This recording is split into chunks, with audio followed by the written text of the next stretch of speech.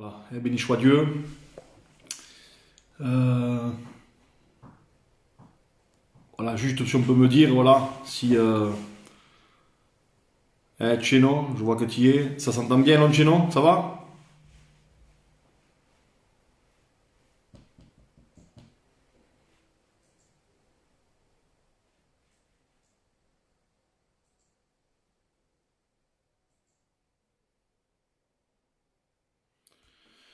Ah Dieu, sois béni, sois glorifié. Impeccable. Donc, je vais prier le Seigneur, hein. T'adorons Seigneur, te bénissons mon Dieu. Nous voulons te rendre grâce Seigneur. Et nous voulons implorer ton nom, Seigneur, pour que nos vies, Seigneur, soient enrichies par ta parole. Seigneur, conduis toutes choses. Conduis les moments que nous passons, Seigneur. Conduis, Seigneur, ma vie, mon âme. Seigneur, qu'à travers ce livre, Seigneur, nos cœurs soient éclairés. Seigneur, dans le nom précieux de Jésus. Que les âmes, Seigneur, devant ce message, Seigneur, puissent partir, Seigneur, avec un mot qui vient du ciel. Seigneur, nous te louons et nous te bénissons, dans le nom précieux de Jésus. Amen, Seigneur. Amen. Que Dieu soit béni. Que Dieu soit glorifié. Hein, on va lire un texte, hein, un récit, dont voilà, et je le lis. C'est dans l'évangile de Marc, hein, chapitre 10, verset 46. Ils arrivèrent à Jéricho, et lorsque Jésus en sortit avec ses disciples, et une assez grande foule, un mendiant, aveugle, Bartimée, fils de Timée, était assis au bord du chemin. Il entendit que c'était Jésus de Nazareth, se mit à crier, « Fils de David, fils de David, Jésus, aie pitié de moi. » Plusieurs lui faisaient des reproches pour le faire taire, mais il criait d'autant plus, « Fils de David, aie pitié de moi. » Jésus s'arrêta et dit, « Appelez-le. » Ils appelèrent l'aveugle en lui disant, « Prends courage, lève-toi, il t'appelle. » L'aveugle jeta son manteau, se leva d'un bond et vint vers Jésus. Jésus prit la parole et lui dit, « Que veux-tu que je te fasse ?» « Rabouni, lui dit l'aveugle, que je recouvre la vue. » Et Jésus lui dit, « Va, ta foi t'a sauvé. » Aussitôt, il recouvra la vue et se mit à suivre Jésus sur le chemin. Alors, je voudrais lire deux textes de plus, hein. C'est, ou même trois, allez, voilà, hein, que je les ai marqués, je le lis. C'est Isaïe 29, verset 18. Il va dire, en ce jour-là, les sourds entendront la parole du livre, et délivrés de leur obscurité et des ténèbres, les yeux des aveugles verront. Isaïe 42 va dire que Jésus est venu pour ouvrir les yeux des aveugles, pour faire sortir de prison le captif et de leur cachot les habitants des ténèbres. 2 Corinthiens, chapitre 4, verset 3, et c'est Dieu m'avait éclairé sur ce texte il y a quelque temps, et sûrement que je vais en parler ce soir. Il dit, si notre évangile est encore voilé, il est voilé pour ceux qui périssent, pour les incrédules, dont le Dieu de ce siècle a aveuglé. Une version, on va dire, qu'il a empêché de voir. Je le dis, c'est une action du Dieu de ce siècle, dont l'ennemi de nos âmes. Il y a eu une action d'aveuglement. Cette action d'aveuglement, elle vient toucher notre intelligence, notre pensée, la compréhension des hommes et des femmes, afin qu'ils ne voient pas resplendir le glorieux évangile du Christ, qui est l'image de Dieu. Je disais une fois à l'église, et j'ai prié cet après-midi, je voudrais réellement que les âmes qui s'approchent de Dieu, qui ont décidé de marcher avec Dieu, je pense qu'il y a une œuvre de Dieu qui se fait dans votre cœur, il y a une action de l'Esprit qui est en train, depuis quelques semaines sûrement, en train de bouleverser vos vies. Je pense que les messages de mes frères dans le ministère vous ont permis de venir à l'évangile, de venir à la repentance, de venir à la croix, d'avoir, et je bénis Dieu, d'avoir une vraie nouvelle naissance, de bâtir votre vie, non pas sur les émotions, mais sur les Écritures. Et je crois, et je disais, béni soit Dieu pour l'œuvre de Dieu qui se fait. Mais il y a, et je voudrais prendre quelques minutes, il y a une action par rapport au texte que je vous lisais. Il y a une action des ténèbres, il y a une action de l'ennemi qui vient, le texte le dit, aveugler l'intelligence des hommes. Et plus haut, il est écrit, je le relis, il dit, il est voilé. Quand il parle de l'évangile, il est voilé pour les incrédules. Ça veut dire que il y a une action d'aveuglement qui est liée à un esprit d'incrédulité. Qui est lié à quoi? Il est lié à un manque de foi. Et je disais dernièrement à l'église, pour ceux qui sont connectés de mon église, je disais à l'église dernièrement, par rapport aux âmes, c'est une réunion d'évangélisation, et je disais dernièrement, béni soit Dieu pour la repentance. Je prêche, je fais partie de ces hommes, comme la Bible et comme mes frères, qui prêchent dans ces temps de la fin, une repentance vraie, parce qu'il n'y a pas d'autre solution que de se repentir, il n'y a pas d'autre solution que de venir au pied de la croix. Et je me suis souvenu, et béni soit Dieu, de ce que la repentance peut, et c'est pour ça que je vous lisais l'exemple de Bartimée, on va le voir, la repentance peut, et je le dis, et on va le voir, peut être une repentance incrédule, sans foi, une repentance comment dire ça, qui n'est pas éclairée, une repentance qui, on va le voir, qui tourne en rond, une repentance qui se base simplement que sur une vision intérieure.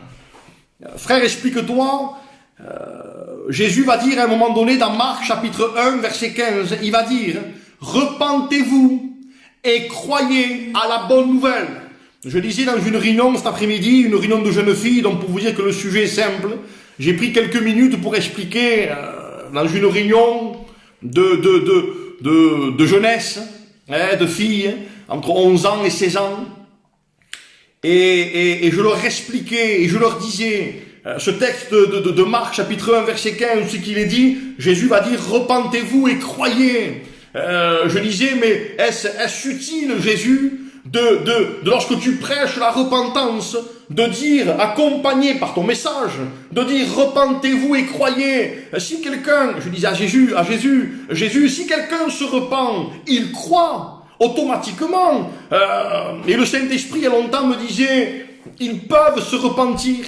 Mais il y a une action de Dieu, donc il y a une action aussi de l'ennemi. Il y a une action de Dieu prophétique que je vous ai lu dans les textes, où c'est que Jésus est venu ouvrir l'oreille des sourds, mais ouvrir aussi les yeux des aveugles. Béni soit Dieu de ce que le Saint-Esprit vous a convaincu de péché. Mais il y a une action de Dieu, une action qui est importante. C'est face à la repentance, il faut qu'il y ait une action de croire. Parce que si la repentance ne croit pas, c'est une repentance aveugle. C'est une repentance qui ne voit pas, comme le texte de Corinthiens, qui ne voit pas resplendir le glorieux évangile du Christ. C'est une repentance, je disais à ces jeunes, c'est une repentance qui est, excusez-moi du mot, mais qui va avec les semaines, avec les mois, va être une repentance dépressive, une repentance qu'il n'y a aucun sujet de joie, aucune bénédiction venant du ciel. Et je disais, et je priais le Seigneur pour que ce message vienne éclairer vos cœurs. Il faut que ce message, et on va y rentrer, apporte de la clarté. Je ne suis pas plus que mes frères. Et béni soit Dieu parce que il y a dans les Écritures plusieurs messages, mais lorsque j'ai lu ce message, lorsque j'ai médité ce message, je disais, dévoile les œuvres des ténèbres, parce que mes amis qui sont là, mes amis qui vont écouter, et qui sont en train d'être, j'ai envie de dire presque saisis par un message de repentance, il y a les premières heures, et je le dis, ça ne touche pas certains, mais ça peut toucher quelques-uns qui écoutent. Je l'ai prêché une fois à l'église, et ça a été un sujet de clarté pour beaucoup, non pas que c'est moi, mais c'est les Écritures qui amènent de la clarté, une repentance. Si elle n'a pas les yeux ouverts, si elle n'a pas une action de Dieu, automatiquement cette repentance, et je le redis, c'est une repentance aveugle, sans foi. Et j'ai marqué, pour entrer, une repentance aveugle, c'est une repentance qui mendie au bord du chemin. C'est une repentance qui tourne en rond comme Israël dans le désert. Une repentance aveugle, toujours sans foi. C'est une repentance qui n'est pas encore dans le chemin, mais qui est seulement au bord du chemin. Une repentance sans foi, aveugle. C'est une repentance qui n'aime pas, qui n'arrive pas à accéder au salut. Une repentance qui a du mal à établir une relation constante avec Dieu. Je disais les frères, j'espère que je me fais comprendre, béni soit Dieu pour la repentance. Mais la repentance, c'est-à-dire cette tristesse de Dieu, comme Corinthiens va le dire, chapitre 7, 2 Corinthiens, chapitre 7, verset 10, il va dire que la tristesse de Dieu enfante, elle produit la repentance, et béni soit Dieu, et cette repentance, elle est animée d'un désir.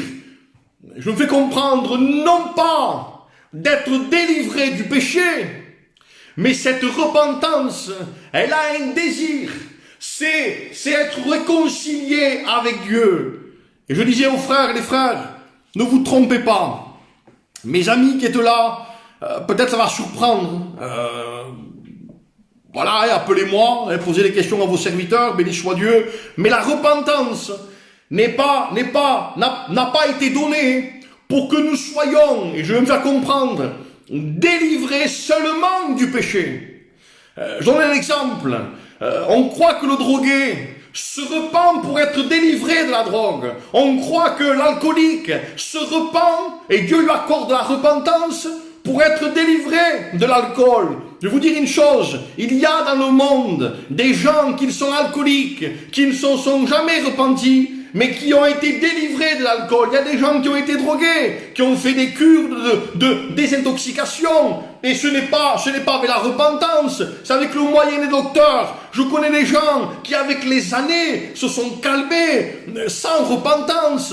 La repentance, elle n'est pas là pour que vous soyez délivrés de certains liens, de certains péchés. Non, la repentance, elle a été donnée pour vous conduire, vous amener où? Au salut de Dieu.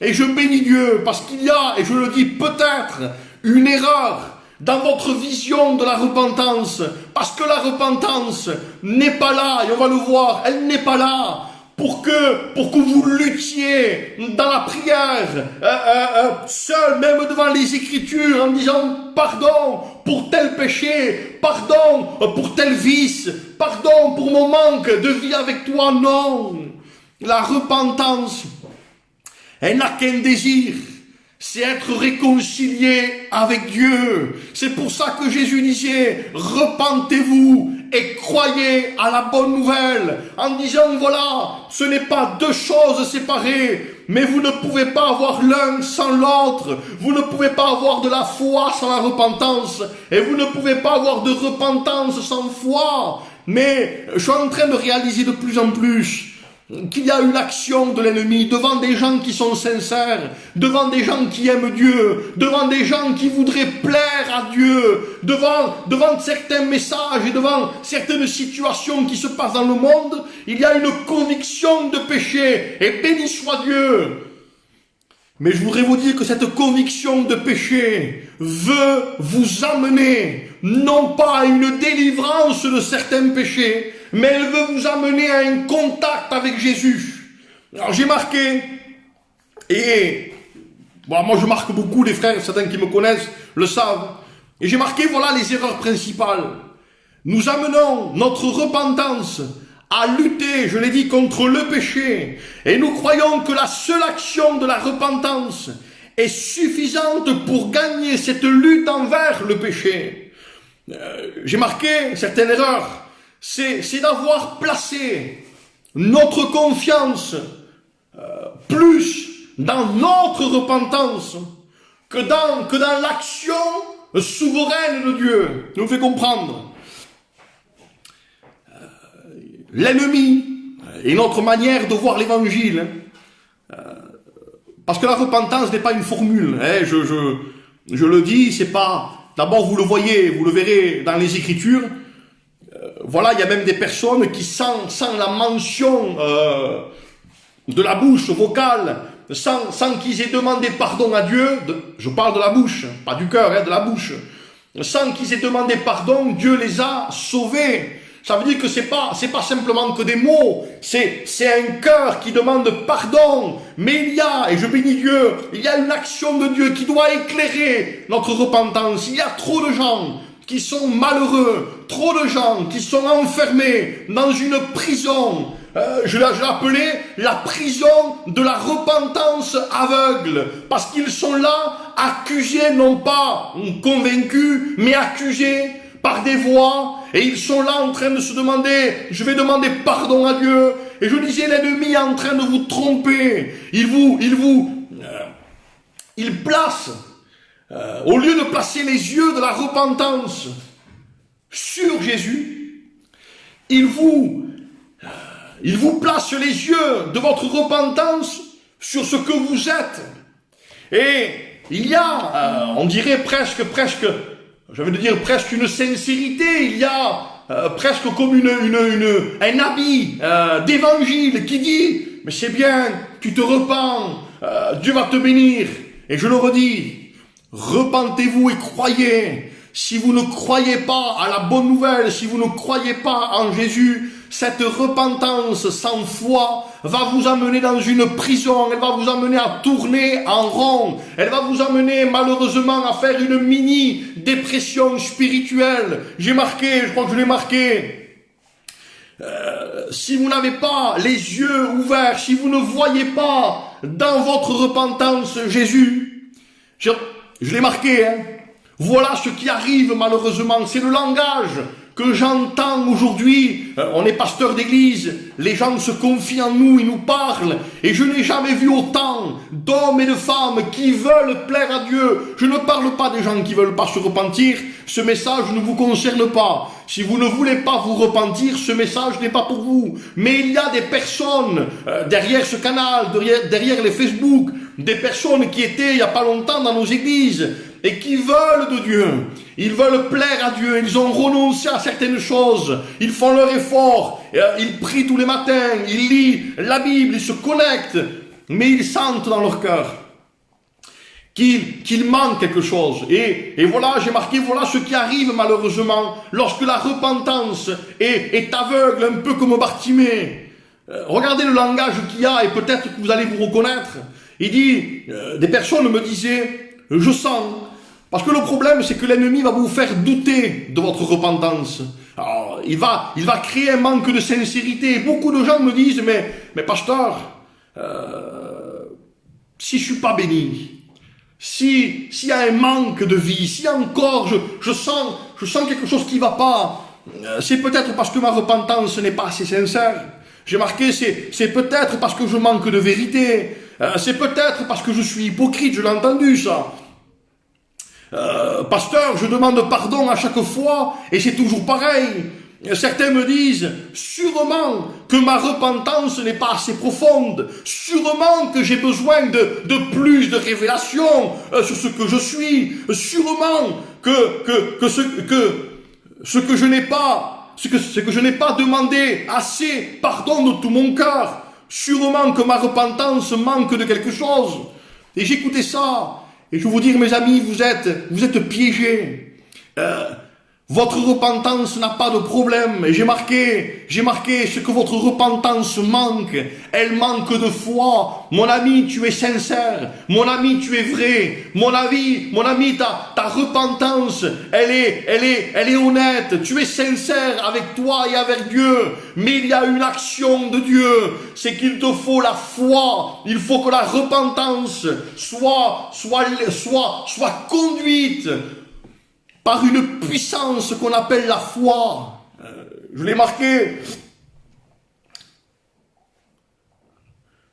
La foi vient de ce que l'on entend. Ce que l'on entend vient de la parole de Dieu. La foi donne de l'assurance. La foi plaît à Dieu. La foi croit Dieu. La foi est le conducteur de notre repentance. La foi la défend et lui accorde une confiance. La foi parle à notre repentance. Je dis, mes frères, je crois de tout mon cœur que rien qu'en le prêchant, il faut qu'il y ait de la clarté. Laquelle de clarté?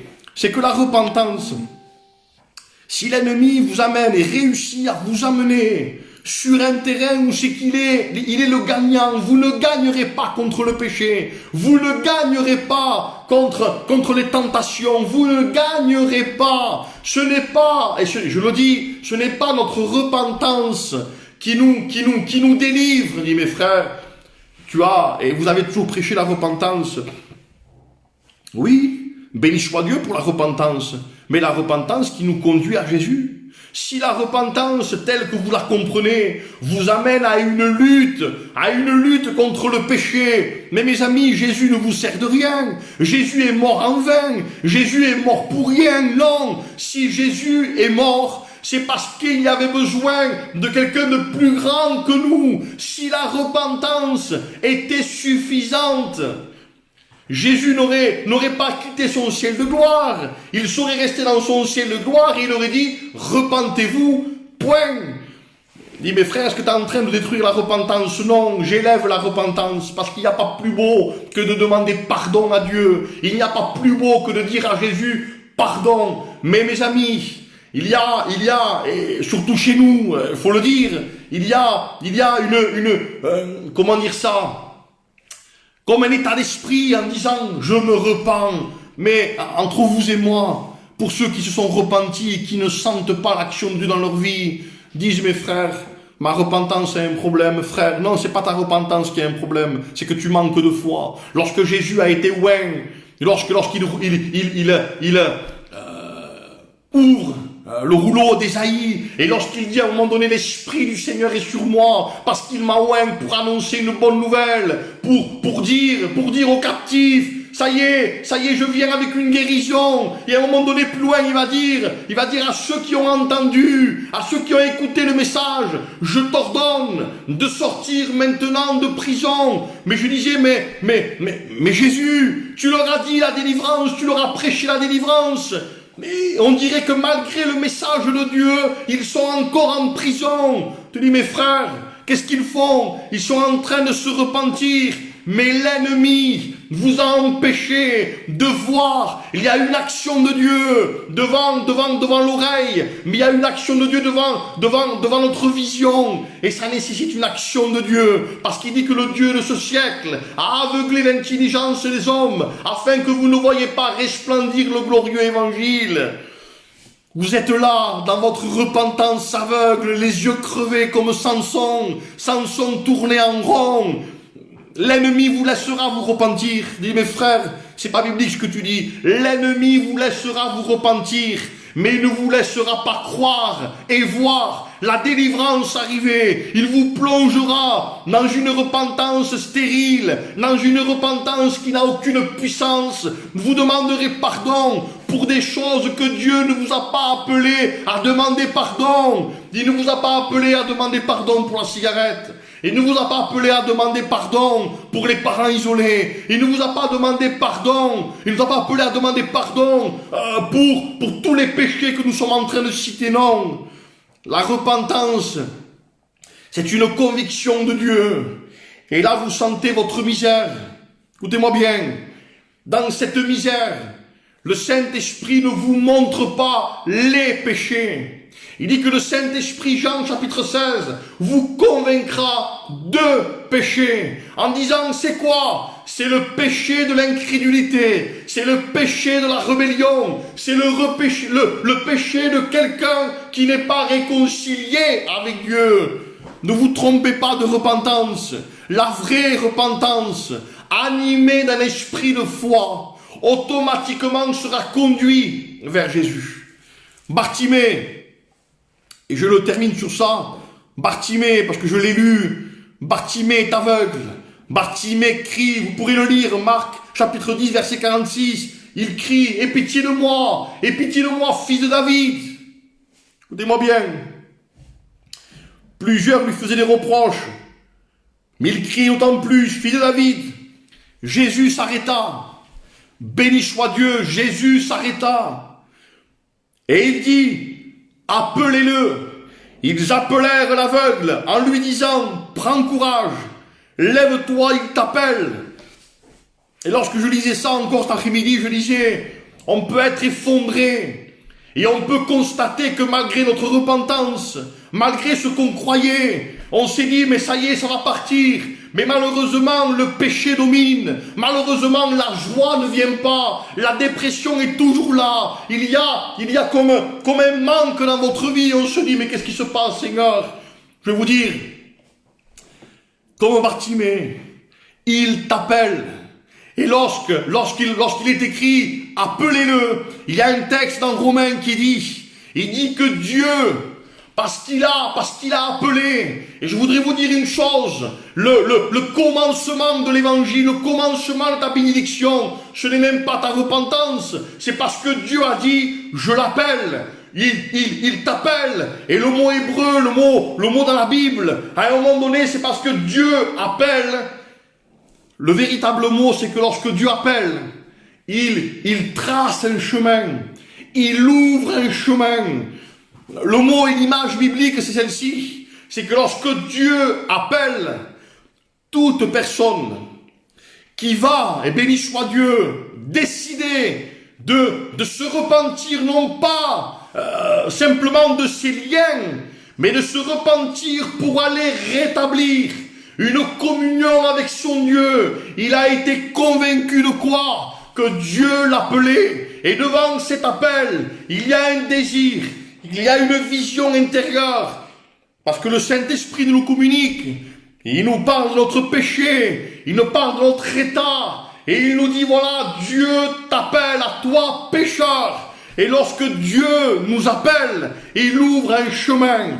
Sur ce chemin, seuls les repentants peuvent y marcher. Seuls ceux qui sont animés de foi commencent à débuter dans ce chemin. Et béni soit Dieu, parce que la voix de l'ennemi n'a pas le droit, c'est écrit comme ça, n'a pas le droit, face à cet appel, d'introduire n'importe quelle voix. Il n'a pas le droit d'accuser, il n'a pas le droit de condamner, il n'a pas le droit de parler, parce que Dieu nous a appelés, et parce qu'il nous a appelés. Le texte de Romains chapitre 8 va dire, parce qu'il nous a appelés, il nous a justifiés, il nous a sanctifiés, il nous a régénérés. C'est parce qu'il nous a appelés. Et parce qu'il nous a appelés, nous avons décidé de nous repentir. Béni soit Dieu. Et parce que nous avons décidé de nous repentir, il y a, et je le redis parce que c'est la fin, il y a un désir, lequel? De croire à la bonne nouvelle Il nous a aimés. Dans cet appel, il y a une conviction. Il nous a aimés. Lorsque la repentance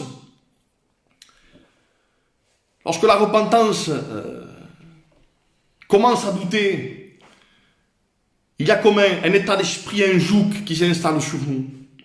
Et un pasteur avait dit, lorsque la repentance ne sait plus se défendre, lorsque la repentance n'arrive malheureusement et est tombée dans un silence, parce que je vais vous dire une chose, si vous commencez à parler avec votre péché, vous ne gagnerez pas. Un pasteur disait, lorsque Bartimée a jeté son manteau, il ne lui a pas parlé. Quelle erreur il aurait fait, Bartimée, s'il aurait parlé à son manteau avant d'aller voir Jésus. Je m'explique.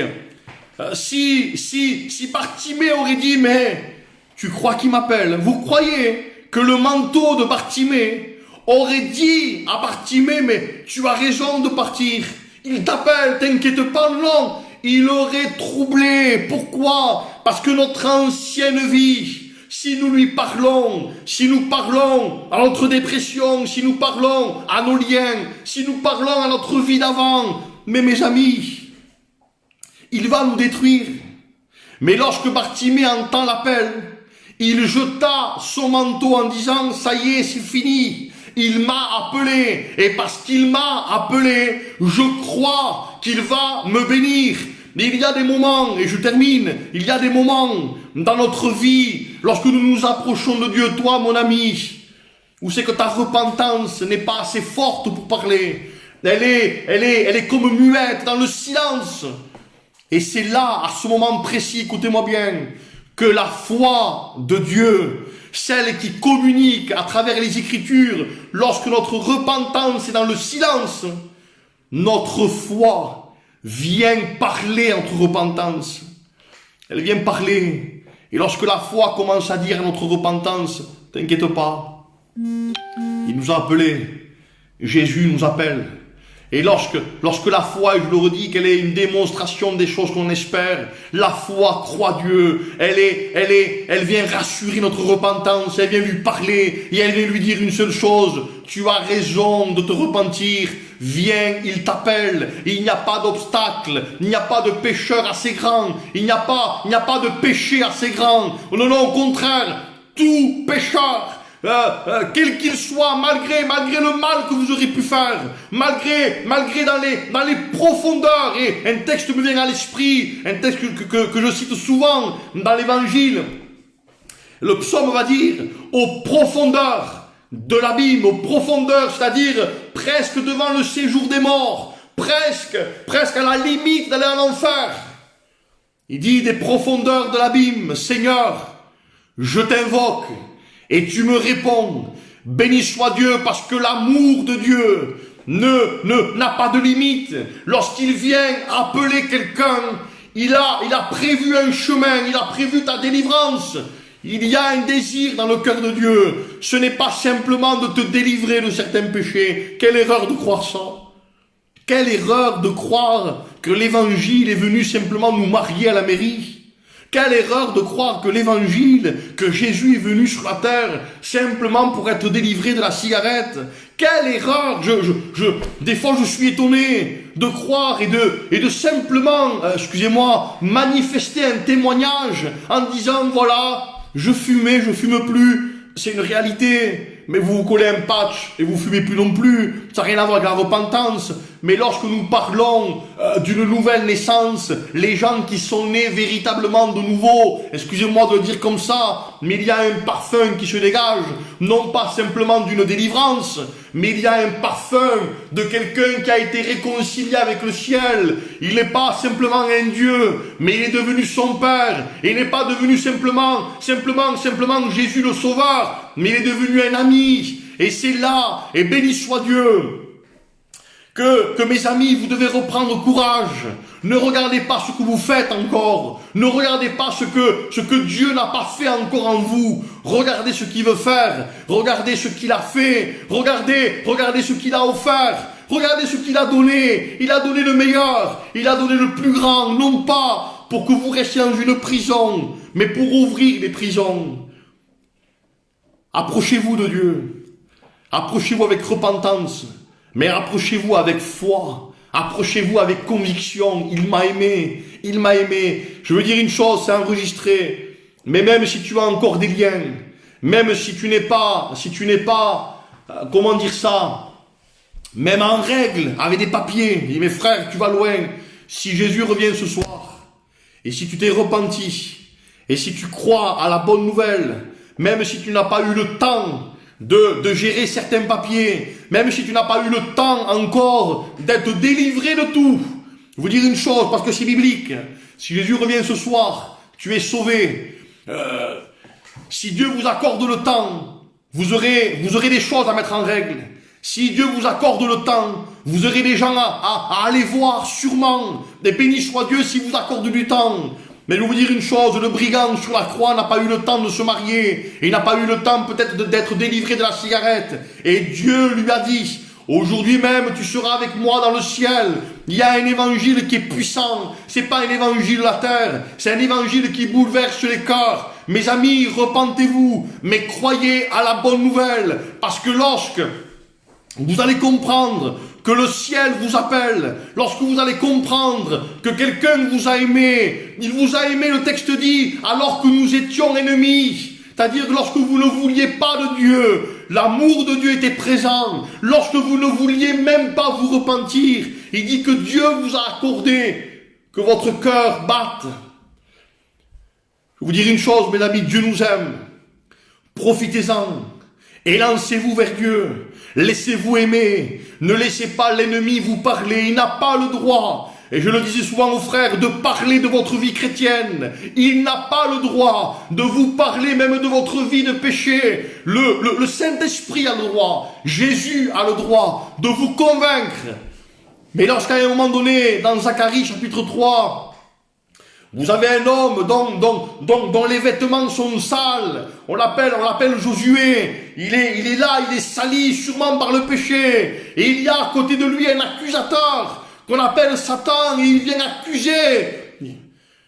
Béni soit Dieu parce que c'est écrit. Mais l'ennemi n'a pas le droit. Dieu va le faire taire. Il est le seul qui peut parler à un cœur, à un homme, à une femme qui s'approche de Dieu, malgré que tu trébuches, malgré que tu tombes, malgré qu'il y a encore des liens, malgré qu'il y a encore, malheureusement, je le dis, malgré qu'il y ait des désirs, même pour le monde. Il y a une semence de Dieu. Cette semence de Dieu, c'est quelque chose que l'ennemi voudra sortir. Je le dis, et je termine, je ne sais pas combien de temps ça fait, mais je le redis, parce que je le sens dans mon cœur. Mes amis, pour certains d'entre vous, vous êtes enfermés dans une prison évangélique. Il y a une repentance, mais il n'y a pas de foi. Vous êtes en train de combattre pour certains péchés, alors que la repentance, je le redis, ne vous a pas été donnée simplement pour combattre le péché. Non, la repentance a été donnée pour vous conduire à Jésus. Et mes frères, ça veut dire quoi? Ça veut dire qu'on a le droit de pécher? Non. Quelqu'un qui se repent parce qu'il sent que sa vie lui fait du mal à Jésus. Il se repent parce qu'il sent que par rapport à l'action du Saint-Esprit, il sent que sa vie n'est pas en règle avec lui. Je disais dernièrement, certains se sont mariés à la mairie. Quelle erreur! On ne sait même pas s'ils ont été réconciliés avec Dieu. Alors certains, regardez la vision que nous avons lorsque quelqu'un se repent et qui vient à Jésus. Je ne dis pas qu'il ne faut pas le faire, mais regardez le réflexe qu'on a. On me dit, il faut que je me mette en règle. Je vais vous dire une chose, la repentance avant de se mettre en règle à la mairie, la repentance vous fait mettre en règle avec Jésus. Et se mettre en règle avec Jésus, c'est dire, Seigneur, je veux te connaître. J'expliquais ça à des filles qui sont en train de côtoyer nos réunions. Elles ont 11 ans, 13 ans, 16 ans pour certains. Elles sont 10 ou 13 filles. C'est des réunions de jeunesse. Et on m'a demandé cet après-midi de porter une réunion pour ces jeunes filles. Et par rapport à cette réunion, je leur dis simplement, vous vous repentez, béni soit Dieu, mais il y a plus d'angoisse dans votre cœur parce que vous vous repentez que de joie. Et je disais, mes amis, Le texte, c'est la tristesse de Dieu produit la joie. Elle produit, c'est le miracle de Dieu. Vous êtes convaincus de péché, mais il y a une joie qui vient et cette joie vous conduit au salut. Béni soit Dieu. Ephraim, pasteur Ephraim, le grand-père Adam, avait dit une chose. Il nous avait posé la question comme ça. Il nous avait dit, lorsqu'un vase d'huile est infecté par un moucheron, il nous avait posé la question et il nous disait comment faire pour sortir le moucheron. Alors nous, peut-être bêtement, on s'est dit, il y a un moucheron qui vient infecter l'huile du parfumeur. Comment on va faire? Simplement, Ephraim, on va sortir le moucheron de nous-mêmes. Et ce pasteur nous disait, on était jeunes, et ce pasteur nous disait, quelle erreur de mettre vos mains, excusez-moi de l'expression, sales, dans l'huile du parfumeur.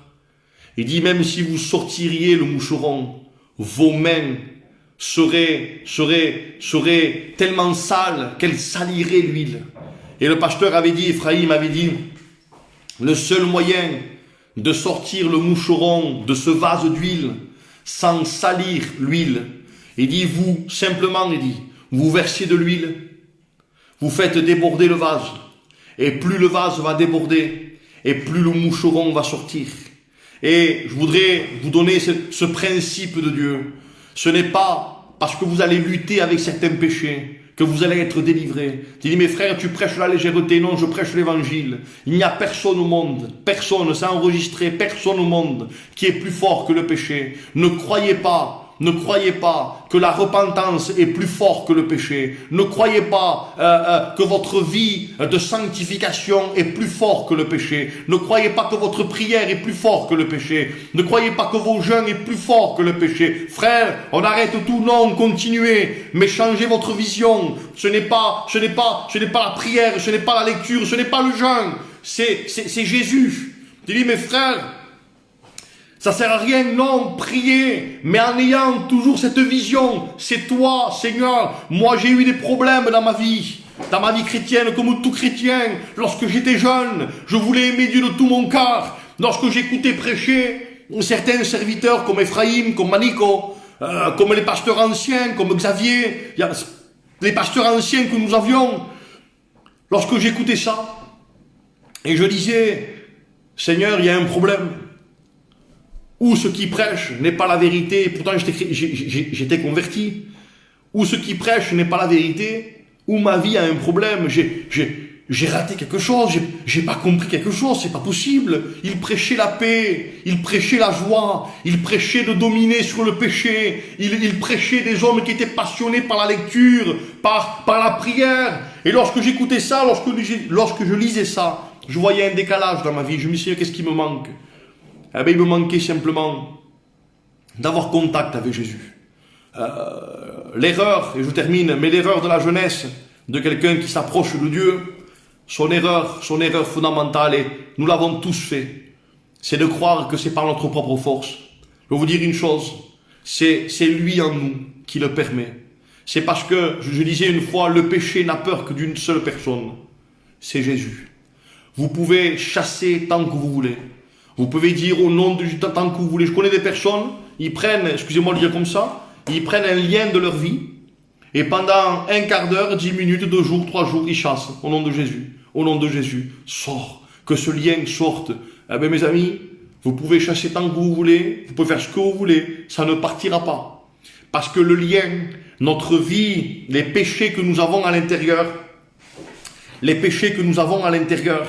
c'est lui qui les gagne. Et je le redis, il vous a aimé alors que vous étiez pécheurs. Il vous a aimé. Ne cherchez pas, et je le dis souvent, ne cherchez pas à vous sanctifier. C'est quoi la sanctification? C'est ne cherchez pas à devenir chrétien.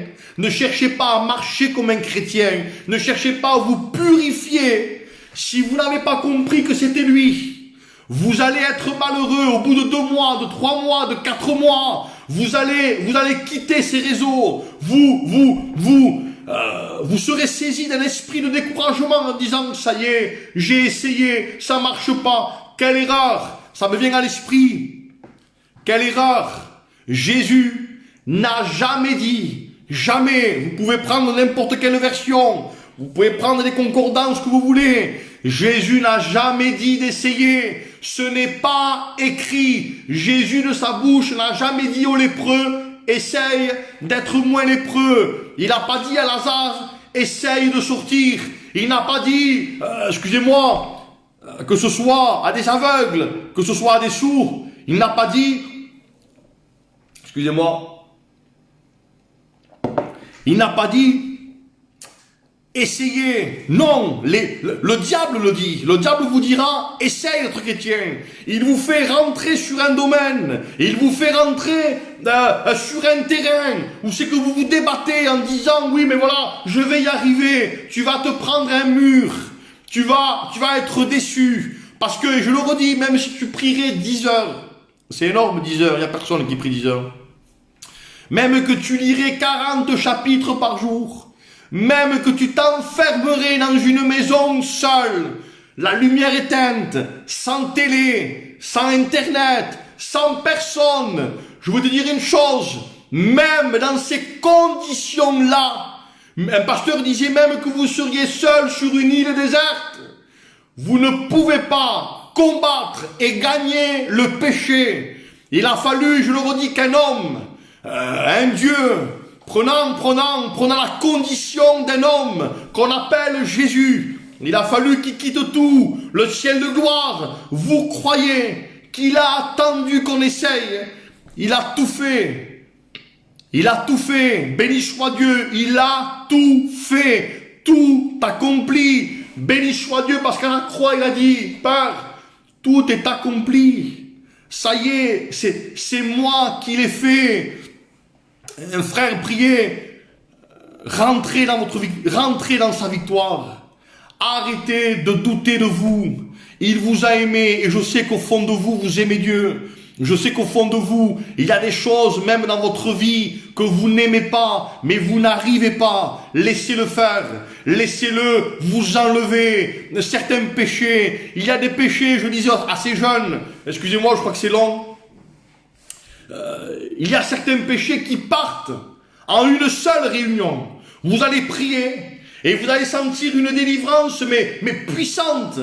Il y a certains péchés qui peuvent durer, je ne veux pas m'étaler dans le temps, mais il y a des choses qui sont récurrentes, excusez-moi du mot, il y a des choses qui sont gravées à l'intérieur. Lorsque j'entends même le pardon, ça me vient à l'esprit, mais vous croyez réellement qu'on peut pardonner comme ça du jour au lendemain? Dis, mes frères, est-ce que tu es en train d'excuser les gens qui ne pardonnent pas? Non.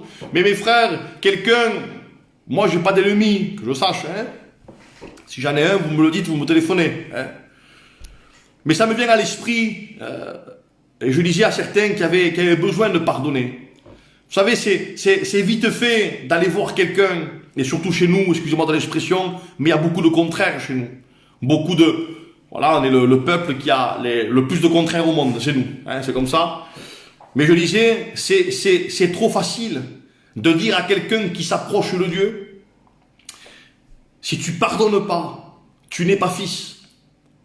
C'est lui mettre un joug dessus. C'est lui dire, hein, encore 10 minutes chez nous, hein, je termine. C'est lui mettre un joug dessus et lui dire, écoute, si tu pardonnes pas, mais parce que toi, tu n'as jamais été blessé.